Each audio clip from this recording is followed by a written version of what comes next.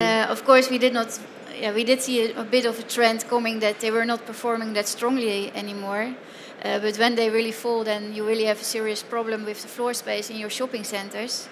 But I think what we do see is that key retailers today, especially in the fashion sector, the mixed fashion retailers, they are asking for a lot of space. And we also see a trend that they do operate different labels and they want to sit next to each other in a shopping center. So they can fulfill that space that is becoming vacant from the department stores.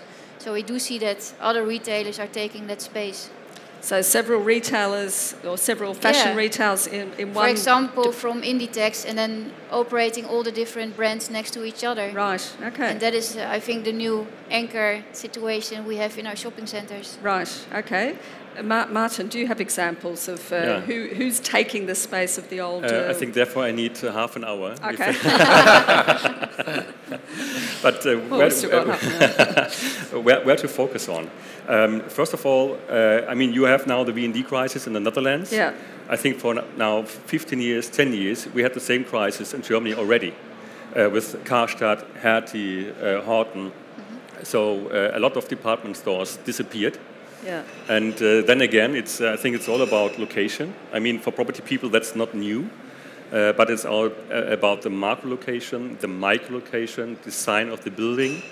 And what is quite important for me is, the tenant mix is, I think, I agree, it's very, very important.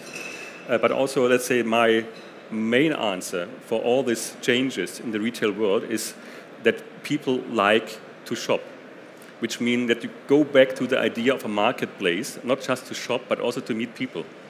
Now also coming back to the idea of demographics. So elderly people, they have to meet people, they want to meet people.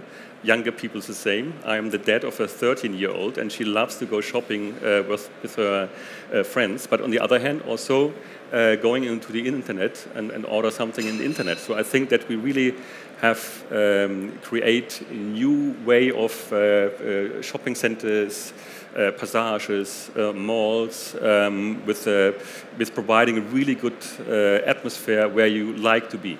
For instance, an example in Turkey, where a do-it-yourself anchor in a hypermarket anchored shopping mall had to close its doors.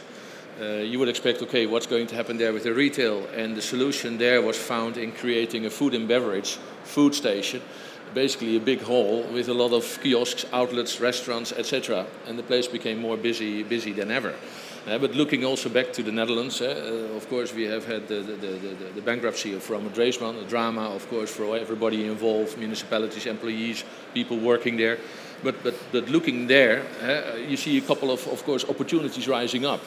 First of all, new international formats coming into the market, like Hudson Bay, Primark further expanding. So I mean, brings again chances for let's say new retailers expanding or international players. The Netherlands was traditionally pretty much a Dutch retailer-dominated market, and I think that's changing. Where the troubles, of course, are big, particularly in mid-sized towns, etc. I think it can trigger a discussion on a transformation of the retail area, or in the end, even redevelopment opportunities in complete different functions. For instance, Almelo, okay, mid-sized town where basically Vroom is being transformed into housing. So in that sense, of course, you have different dimensions, different scales. Yeah.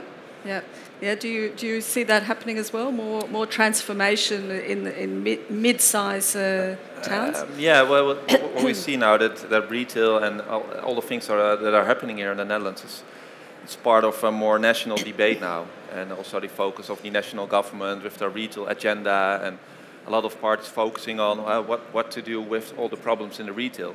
And there we see the large distinction between especially the larger cities and the mid-sized city centers. They are struggling, and one of the main things now, or main topics, is to get to a more compact city center and to cluster all the functions together with additional functions and leisure functions, for instance, to get like a vital city center. That's also what we say when we just published a report about the transition in the Dutch retail market. Considering what is changing and what is becoming more important, and what we see it's becoming more complex to find a solution, Of course, there are the best shopping areas where a lot of investments are getting into, a lot of redevelopments are going into, but especially the smaller cities outside the Randstad. Those are the places where really a lot of attention should be paid to.